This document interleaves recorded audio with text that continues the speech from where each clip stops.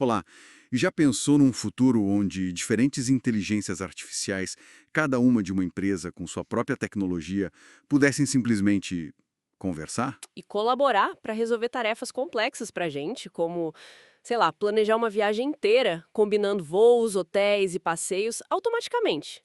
Como elas fariam para se entender? Pois é, esse é um desafio enorme.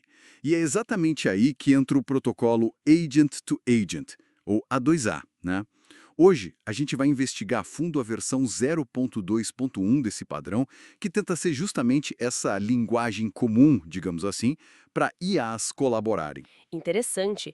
Então, a nossa missão aqui é sacar como o A2A deixa um agente descobrir o que o outro faz, combinar como vão trocar figurinhas, texto, arquivos, dados, gerenciar essas tarefas conjuntas e fazer tudo isso de forma segura e o ponto-chave, sem que um precise fuçar no código do outro, certo? Exatamente. A colaboração é baseada no que cada um declara que sabe fazer e não nos seus segredos internos, né? Nossa fonte para essa conversa é a documentação técnica oficial da especificação do A2AV0.2.1. É bem detalhada. Legal, então vamos desbravar isso. Os conceitos principais, como a comunicação rola por baixo dos panos, a tecnologia de transporte, o formato dos dados, a segurança, por que o tal do Agent Card é tão importante para um agente achar o outro, os tipos de dados que eles trocam e os jeitos diferentes de interagir, como receber atualizações ao vivo ou notificações. Vamos lá? Vamos começar pelo problema raiz, então. Hoje, o mundo da IA tem muitos silos, né? Agentes feitos por empresas diferentes, com tecnologias diferentes que não se falam. É como ter várias ferramentas ótimas na caixa, mas sei lá, nenhuma chave de fenda encaixa no parafuso da outra. Como fazer essa turma trabalhar junta? Vem o A2A tentando ser o adaptador universal. A ideia é criar essa interoperabilidade, permitir que um agente peça ajuda para outro, delegue tarefas, troque informações importantes, descubra quem sabe fazer o quê. É isso. Isso. E ir com flexibilidade. Às vezes você precisa de uma resposta rápida, algo síncrono, né? Outras vezes a tarefa demora e você quer ir recebendo atualizações aos poucos, que é o streaming, ou só ser avisado quando terminar, de forma assíncrona. O A2A tenta cobrir tudo isso, sabe? Sempre com foco em segurança e, como a gente falou, sem expor o funcionamento interno. Isso é crucial para a confiança e para não criar dependências tecnológicas muito rígidas. Isso me lembra os princípios que guiaram a criação do A2A. Coisas como simplicidade, né? E utilizar padrões que todo mundo já usa na web, como HTTP, formato JSON RPC 2.0, Server Sent Events para streaming. Faz sentido para facilitar a adoção. Exato. E um foco muito grande no mundo empresarial. Segurança, privacidade, rastreabilidade, tudo pensado para se encaixar nas práticas que as empresas já têm. Outro ponto fundamental é o design async first, ou seja, pensar primeiro nas tarefas que demoram e podem envolver espera por humanos. Isso torna o protocolo mais robusto para cenários reais, eu acho. E a tal da execução opaca, que a gente já mencionou. Eu colaboro com você baseado no que você diz que faz, sem precisar saber como você faz. Isso parece poderoso para criar sistemas complexos, com peças de diferentes fornecedores, né? Sem dúvida. Garante flexibilidade e evita que todo mundo precise usar a mesma tecnologia interna. É uma ideia bem forte. Ok, vamos então conhecer os personagens dessa história. De um lado, quem começa a conversa, o A2A Client. Do outro, quem responde, o agente remoto, o A2A Server. Simples assim. Basicamente, sim. E a peça central para que eles se encontrem é o Agent Card. Pense nele como um super cartão de visitas digital do agente. Ele diz quem é o agente, a identidade dele, o que ele sabe fazer, as skills ou habilidades, onde encontrá-lo na rede, o endereço, o endpoint e, muito importante, como você precisa se autenticar para poder falar com ele. Entendi. É tipo o perfil do LinkedIn do agente, com endereço e instruções de contato. E a conversa em si, como ela acontece na prática? A conversa é feita de messages, são as mensagens trocadas. Cada mensagem tem um papel. User, para quem pergunta, que é o client, e agent, para quem responde, o server. E dentro de cada mensagem vem as parts, que são os pedaços de conteúdo. E essas partes podem ser o quê? Só texto? Fiquei curioso. Não só pode ser texto puro, né, a text part, pode ser um arquivo, a file part, que pode vir com os dados junto em Base64 ou só um link para baixar, uma URI. E pode ser também dados já estruturados em formato JSON, a data part. Isso dá uma flexibilidade bem grande para trocar vários tipos de informação. Certo. E quando um agente pede para o outro fazer algo, tipo uma tarefa, como organizar esse trabalho? Aí entra a task, a tarefa.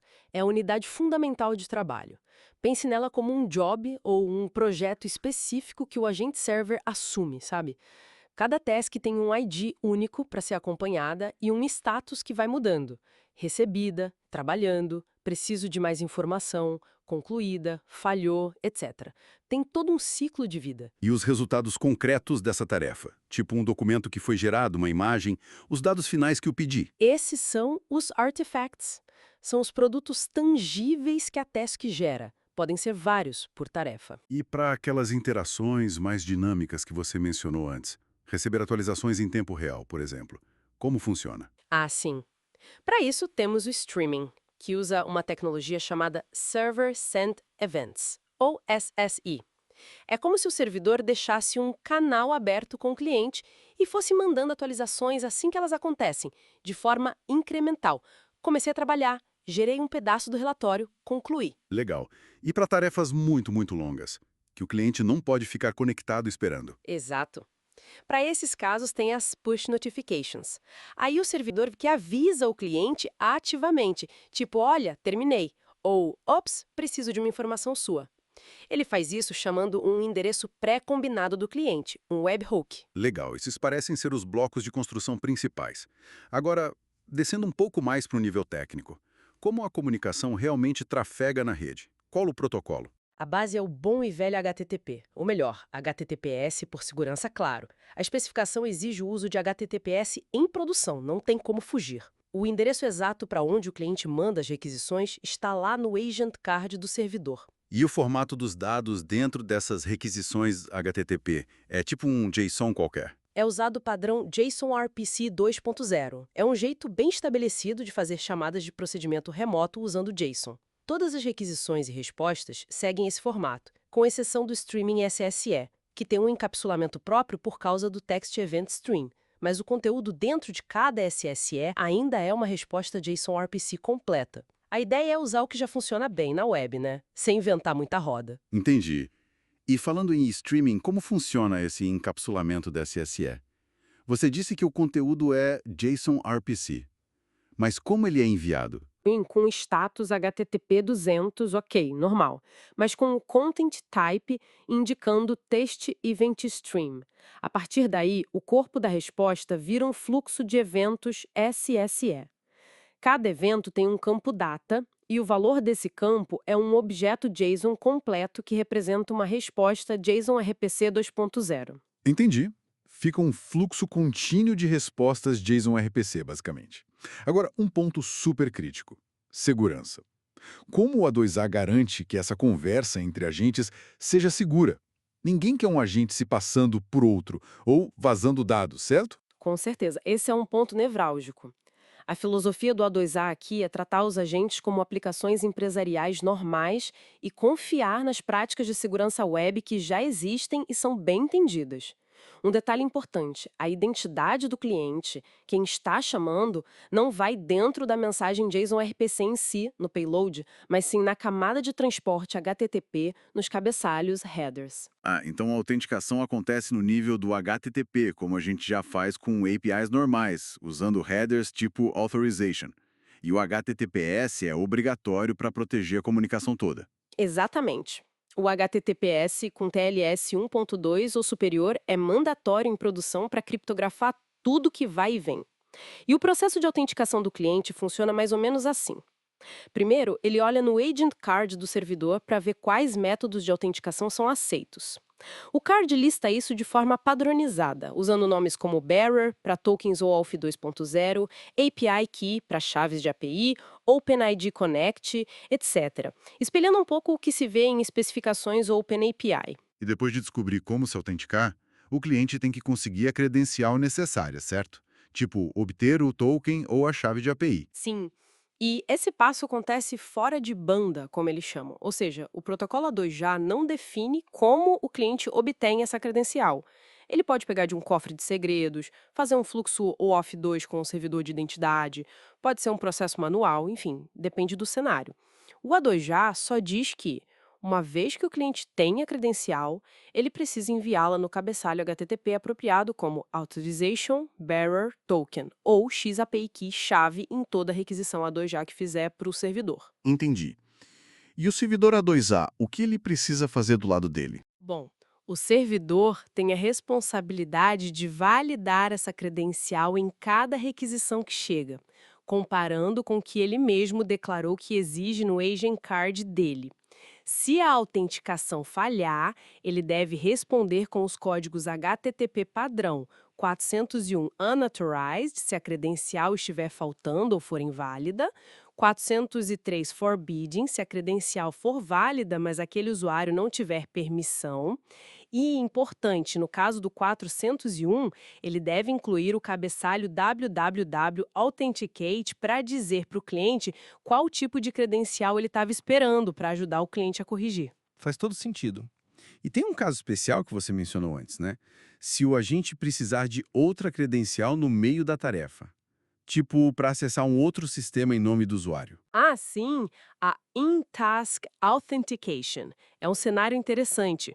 Imagina que o agente A2 precisa acessar, sei lá, o Google Drive do usuário para salvar um arquivo como parte da tarefa. Ele não tinha essa permissão inicialmente quando a tarefa começou.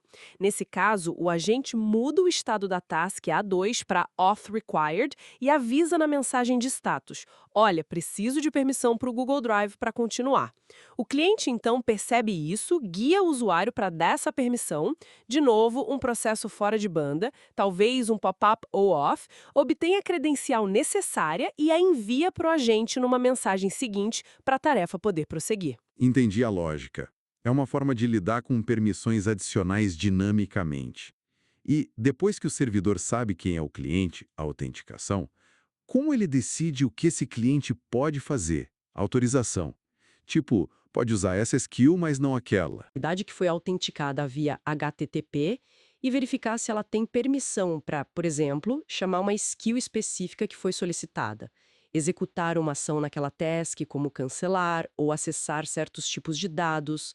Pode envolver verificar escopos de um token OAuth, checar grupos de usuários, políticas internas da empresa, enfim. A regra de ouro aqui que a especificação reforça é sempre seguir o princípio do menor privilégio, dar só as permissões estritamente necessárias para realizar a tarefa. Ok, faz sentido. Voltando ao Agent Card. Ele realmente parece a pedra fundamental para tudo começar, para a descoberta. Como um agente encontra o card de outro? Existem algumas formas principais. Uma é um padrão da web chamado Well-Known URI. O cliente pode tentar acessar um endereço fixo como https domínio.do.agente wellknownagent.json. É uma convenção. Outra forma é consultar catálogos ou registros de agentes, que podem ser internos de uma empresa ou públicos de uma comunidade. E claro, um cliente pode simplesmente ser configurado manualmente com o endereço do card, ou até com o conteúdo dele já embutido. E esses cards podem ter informações sensíveis, né? Como o endereço exato, talvez detalhes das skills. Como proteger o próprio card? Sim, é um ponto importante. Se o card contiver detalhes que não deveriam ser públicos para qualquer um, o próprio endereço web, o endpoint onde ele é servido, precisa ser protegido. Pode ser com autenticação mútua, TLS, MTRS, restrições de rede, só IPs confiáveis acessam, ou exigindo algum tipo de login para baixar o card. E uma recomendação forte da especificação é: não coloque segredos como chaves de API fixas diretamente no card em texto puro. Isso seria um risco enorme. É muito mais seguro usar esquemas onde o cliente obtém as credenciais dinamicamente, fora de banda, como falamos. Certo. Segurança em camadas, desde a descoberta. E o que tem de mais importante dentro de um Agent Card? Sem listar campo por campo exaustivamente, quais são as informações essenciais que ele precisa ter? Essencialmente, ele precisa dizer quem é o agente, tipo um nome e uma descrição legíveis, como chegar nele, a URL base do serviço Atway, que tem que ser HTTPS em produção, o que ele sabe fazer, que é a lista de skills ou habilidades, e como se autenticar para falar com ele, que são os security schemes, quais métodos são suportados, e security, quais são obrigatórios. Além disso, ele informa as capacidades opcionais que suportam, como streaming ou push notifications, e quais tipos de dados ele geralmente aceita na entrada, default input modes, e produz na saída, default output modes, usando mime types. E as skills são bem detalhadas, imagino, para o cliente saber o que pedir? Sim, cada skill listada tem seu próprio ID único, nome, descrição, que pode até usar formatação Markdown para ficar mais claro, exemplos de uso para ajudar o cliente a formular a pergunta, e pode até especificar tipos de entrada, input modes, e saída, output modes, diferentes dos padrões gerais do agente, só para aquela skill específica. Isso ajuda muito o cliente a entender exatamente o que pedir e como. E tem um campo booleano interessante, Supports Authenticated Extended Card, que indica se o agente oferece um card ainda mais detalhado para clientes que já se autenticaram primeiro. Isso do card estendido é curioso. Quer dizer, ele pode dar mais detalhes sobre o que faz só para quem já provou quem é. Interessante para casos mais sensíveis. O exemplo do agente de rotas que tem na especificação ajuda a ver isso na prática, né? Como tudo isso se junta. Exatamente. Aquele exemplo do GeoSpatial Route Planner Agent é ótimo para concretizar. Mostra um agente com nome, descrição detalhada do que faz, a URL do serviço, quem é o provedor, Example GeoServices Inc., versão 1.2.0. Nas capacidades, ele diz que suporta streaming e push notificações. Na segurança, ele declara que exige autenticação via OpenID com Google e requer os escopos OpenID Profile e e-mail. Define que por padrão recebe JSON ou texto, TextPlain, e devolve JSON ou imagem PNG. E as skills dele? Aí ele lista as skills, como Route Optimizer Traffic, com tags tipo Maps, Routing, exemplos como planejar rota de X para Y evitando pedágios e modos de entrada e saída específicos se precisar. Tem outra skill, Custom Map Generator, e ele termina indicando Supports Authenticated Extended Card True, ou seja, ele tem sim um card mais completo disponível para quem se autenticar. Ver o exemplo ajuda a amarrar os conceitos, né? Com certeza fica bem mais palpável. Agora, vamos falar dos dados que voam para lá e para cá na conversa. Já falamos da Task, Message, Port, Artifact. Tem mais algum detalhe importante sobre eles que a gente precise saber? Sobre a task, vale reforçar que ela sempre tem um task status, que é um objeto que contém o estado atual da tarefa, um enum, tipo submitted, working, input required, completed, failed, cancelled, etc. E geralmente uma mensagem textual opcional do agente explicando esse status, mais um timestamp. É como a gente se comunica sobre o andamento da tarefa. E tem estados que são terminais, tipo completed, failed, cancelled, rejected, que indicam que a tarefa acabou. E as partes dentro da Message ou do Artifact? A flexibilidade é o ponto principal. Sim, a flexibilidade é a chave. O importante é lembrar que são uma união de tipos, union type, pode ser texto puro, text part, pode ser um arquivo, file port, seja com dados em base 64 dentro do objeto file with bytes, ou um link URI no file with URI, ou podem ser dados estruturados em JSON, data part. E todos esses tipos de part podem ter um campo de metadata opcional para informações extras. Para arquivos file port, a especificação recomenda fortemente incluir o nome, name e o tipo MIME, para quem recebe saber o que fazer com aquilo. Certo. E para as push notifications, como o cliente diz para o servidor onde e como mandar a notificação quando a tarefa atualizar? O cliente envia um objeto chamado push notification config. Ele é bem direto. Contém a URL do webhook do cliente, onde ele quer receber a notificação, e essa URL tem que ser HTTPS, obrigatoriamente, um token opcional, que o servidor deve incluir na chamada de volta para o cliente poder validar se a chamada é legítima, tipo um segredo compartilhado, e, interessantemente, pode conter um objeto Authentication que descreve como o servidor A2A deve se autenticar ao chamar o webhook do cliente. Opa, peraí. Autenticação mútua para notificações push. O servidor também pode ter que se autenticar no cliente? Exatamente. O cliente pode exigir que o servidor se autentique para entregar a notificação, usando um token bearer ou outra credencial. Isso adiciona uma camada extra de segurança para o webhook do cliente, para ele ter certeza que foi mesmo o servidor A2A que chamou. O objeto Push Notification Authentication Info detalha isso, mas a especificação alerta para ter cuidado ao usar credenciais estáticas aqui, especialmente se envolverem segredos. Entendi. Bem robusto. E como o cliente configura isso? Ele manda essa Push Notification Config quando? Ele pode mandar junto com a primeira mensagem, usando o método Message Send ou Message Stream, dentro de um campo opcional de configuração, ou ele pode usar métodos RPC específicos para isso depois que a tarefa já começou. Tem o Tasks Push Notification Config Set para definir ou atualizar a configuração e o Tasks Push Notification Config Get para consultar a configuração atual para uma dada tarefa. E claro, tudo isso só funciona se o Agent Card do servidor indicar que ele suporta Push Notifications no campo capabilities.pushNotifications, que tem que ser true. Certo. Para fechar essa parte dos objetos de dados, vamos recapitular rapidinho o formato JSON RPC que eles usam. É uma requisição com JSON RPC.2.0, o nome do método, A2A, os paramos como um objeto e um ID para identificar a chamada. Exato, e uma resposta que devolve o mesmo ID para você saber qual requisição ela responde, e ou um campo result, com resultado em caso de sucesso, o conteúdo varia conforme o método, ou um campo error com detalhes da falha, código, mensagem, dados opcionais. São mutuamente exclusivos, ou result ou error, nunca os dois. É um padrão simples e bem eficaz para chamadas remotas. Beleza. Agora a parte da ação. Como o cliente realmente faz coisas? Quais são os comandos, os métodos RPC principais que o A2A define? O mais básico, digamos assim, é o Message Send. Você simplesmente manda uma message para o servidor. Serve tanto para iniciar uma nova tarefa, quanto para mandar mais informações ou uma resposta para uma tarefa que já existe, por exemplo, se o servidor pediu mais input. É ideal para interações que você espera que sejam rápidas e síncronas, ou quando o cliente não se importa em ficar perguntando de tempos em tempos, já acabou, usando outro método, o Tasks Get.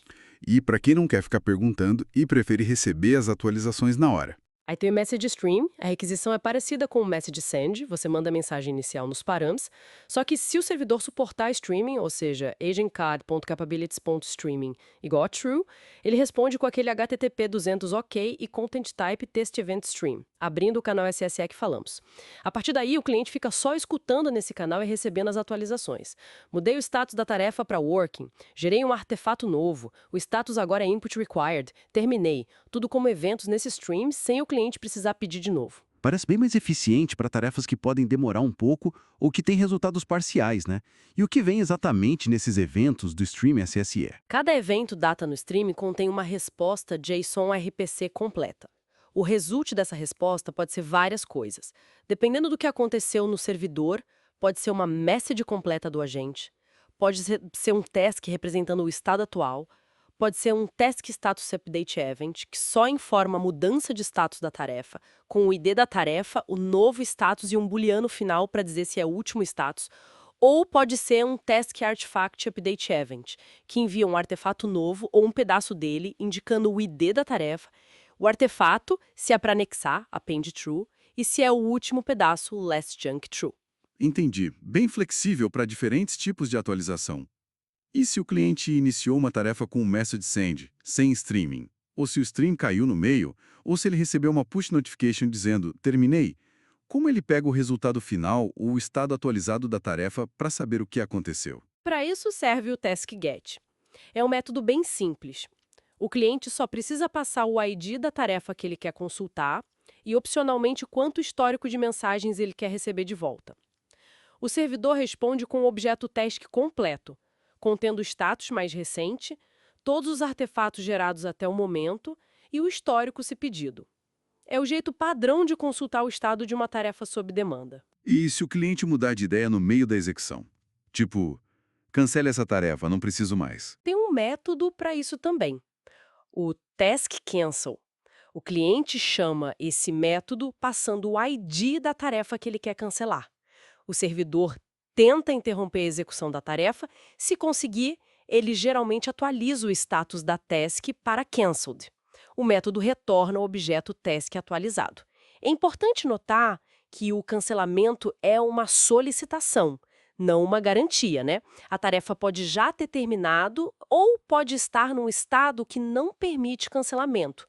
Ou o servidor pode simplesmente não conseguir parar o processo interno a tempo. Mas é o jeito de tentar.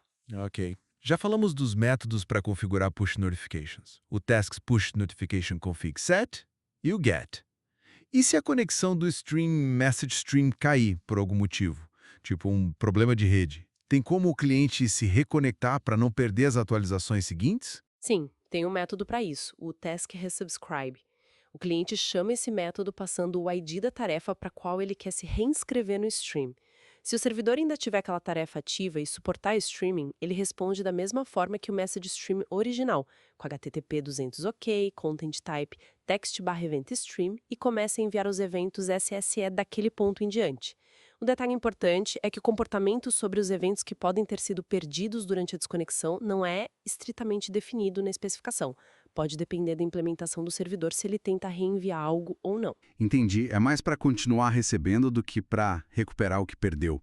E por último, aquele caso especial do card estendido que você mencionou antes. Como o cliente pega ele? Ah, sim. O Agent Authenticated Extended Card. Esse é diferente, atenção. Não é um método JSON-RPC chamado via post com o corpo JSON. É um endpoint HTTP GET normal. Se o Agent Card público, o não autenticado, tiver o campo Supports Authenticated Extended Card como True, o cliente pode, depois de se autenticar com sucesso usando um dos esquemas definidos no card público, fazer uma requisição HTTP GET para uma URL relativa à URL base do agente, geralmente agentcard.url. Agent Authenticated Extended Card. A resposta, se a autenticação for válida e o servidor suportar, será um objeto Agent Card, presumivelmente com mais detalhes que o público. Se der erro, não autenticado, não encontrado, etc., ele retorna códigos HTTP de erro padrão 401, 403, 404, 5x. Entendido. É um GET autenticado para pegar mais metadados. E quando algo dá pau numa chamada RPC normal, tipo um message send ou tasks get, como os erros são sinalizados na resposta JSON-RPC? O A2A usa a estrutura de erro padrão do JSON-RPC 2.0, como falamos. A resposta JSON-RPC terá o campo result como nulo e terá um campo error. Esse campo erro é um objeto que contém um code, número inteiro, uma message descritiva do erro e, opcionalmente, um campo data com informações adicionais sobre o erro, que pode ser qualquer tipo de valor JSON. O A2A usa os códigos de erro padrão do JSON-RPC, na faixa -32700 a -32600, para erros genéricos como parse error, invalid request, method not found, invalid params, internal error. E ele define códigos de erro próprios também, né? Para problemas específicos do A2A. Sim, ele reserva uma faixa de códigos de -32.000 a -32099 para erros específicos do protocolo A2A. Por exemplo, -32.001 task not founder, se o ID da tarefa passado não existe. -32.002 task not cancelable error, se tentou cancelar uma tarefa que já está num estado terminal. -32.03 push notification not supported error, se tentou configurar push num servidor que não suporta. -32.04 unsupported operation error, para operações opcionais não implementadas. -32.06 content type not supported error, se o cliente enviou um tipo de dado numa parte que o servidor não aceita. -32.06 invalid agent response error, se a resposta interna do agente para o servidor A2A foi inválida. E o campo data nesses erros pode conter detalhes mais estruturados para ajudar o cliente a entender o problema. A especificação também traz exemplos de fluxos completos, né? Mostrando como seria uma conversa ponta a ponta para diferentes cenários. Isso deve ajudar bastante quem for implementar. Sim, a seção Common Workflows and Examples é bem útil para isso. Ela ilustra com exemplos de requisições e respostas JSON como seria um fluxo para obter o agent card autenticado, como seria uma execução básica assíncrona usando message send e tasks get para polling, como seria uma execução com streaming usando message stream e recebendo eventos SSE, como lidar com uma interação multiturno quando a gente precisa de mais informações, o estado input required, como configurar e usar push notification e também exemplos de como trocar arquivos, upload, download via file part e dados estruturados via data part. Não precisa decorar os JSONs, mas ver a sequência das chamadas ajuda a entender como as peças se encaixam na prática. Legal. E tem outro protocolo que às vezes surge nessa conversa de colaboração entre IAs, o tal do MCP, Model Context Protocol. Qual a diferença entre A2A e MCP? Eles são concorrentes ou se complementam? Ótima pergunta. Eles são definitivamente complementares, não concorrentes. Pense assim, o MCP foca em como um modelo de IA ou um agente interage com ferramentas, APIs e fontes de dados externas.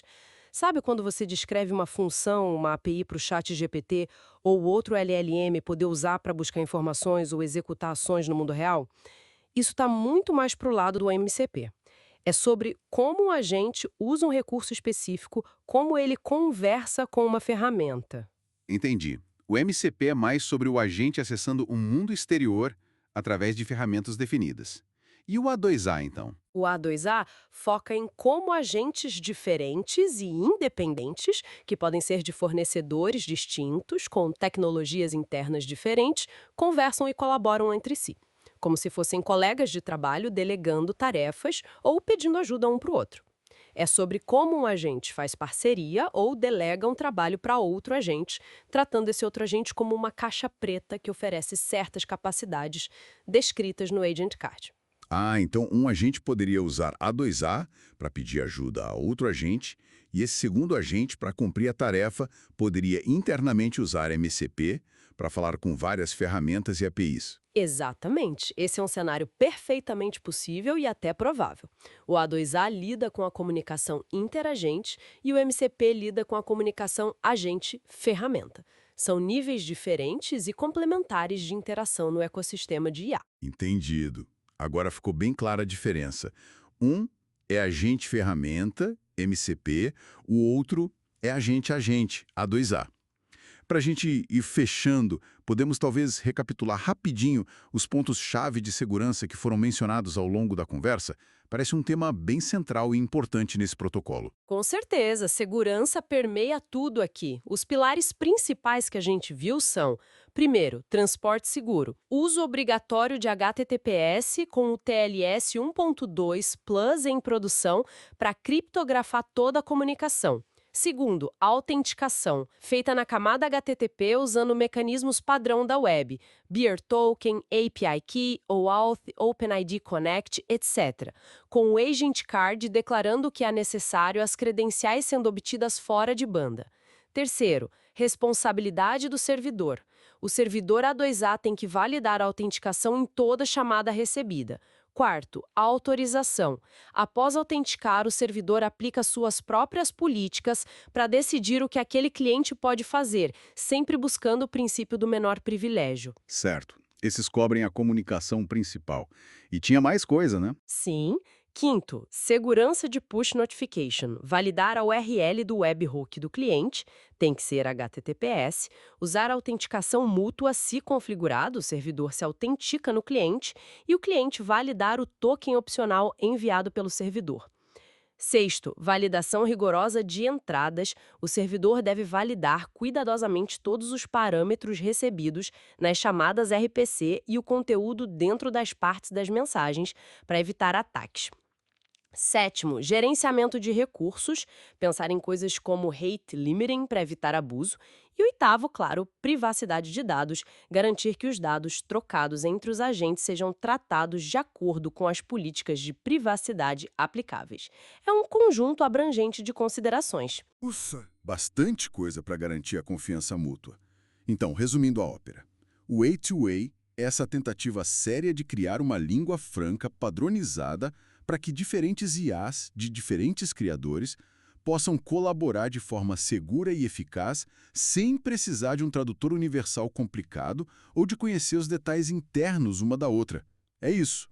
Exatamente. O foco é na descoberta mútua, com o Agent Card sendo a chave, no gerenciamento estruturado da interação, com tasks, messages e seus ciclos de vida, no suporte a diferentes ritmos e estilos de conversa, síncrono, streaming via SSE, push via webhooks, e tudo isso se apoiando em tecnologias web que já são bem conhecidas, testadas e amplamente usadas na indústria. Isso me deixa pensando. Se esse princípio da execução opaca pegar mesmo, onde os agentes colaboram sem precisar abrir o capô um para o outro, que tipo de aplicações super complexas, talvez distribuídas, a gente poderia ver surgindo? Coisas que hoje são inviáveis porque exigiriam integrar sistemas muito diferentes de forma muito profunda e frágil. Imagina um ecossistema de agentes especialistas, cada um fazendo sua parte, colaborando via A2A para resolver um problema maior. É um potencial enorme, sem dúvida. Abre portas para sistemas muito mais modulares, flexíveis e talvez até resilientes. Mas, claro, levanta outra questão, né? Como fica a confiança nesse cenário? Se você está colaborando com uma caixa preta, mesmo que ela siga o protocolo A2A direitinho, quais são as implicações quando algo dá errado ou o resultado não é exatamente o esperado? Como depurar, como garantir alinhamento? É um equilíbrio interessante entre a flexibilidade da opacidade e a necessidade de transparência e confiança que a gente ainda vai ter que navegar e aprender a lidar conforme essa tecnologia evolui. É um campo fascinante para acompanhar.